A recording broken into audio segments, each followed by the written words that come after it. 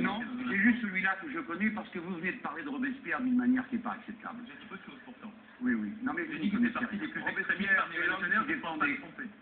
Vous supportez que quelqu'un s'oppose à vous ou vous ne le supportez pas? Et vous? Mais oui, vous voyez, moi je Alors, réponds avec humour.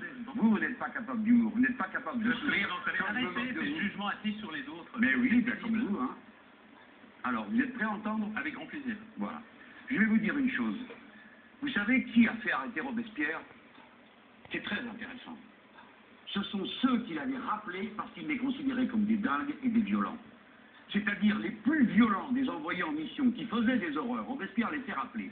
Et c'est ces gens qui savent qu'il va les faire arrêter, qui eux organisent le complot contre lui. Madame Polony, qui connaît l'histoire, le sait.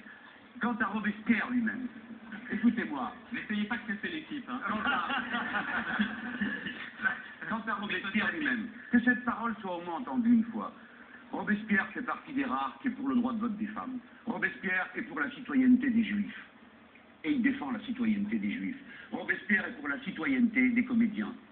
Alors Robespierre a les défauts d'un homme qui est pris dans une révolution. Mais ce n'est pas lui le bourreau sanguinaire. Le tribunal révolutionnaire a été inventé par Danton. Et les massacres du 2 septembre ont échappé à tout le monde.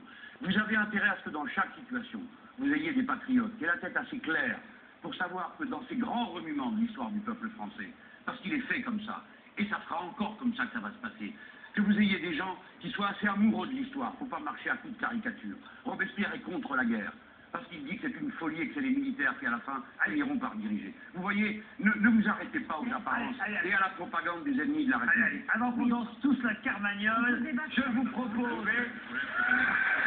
Merci.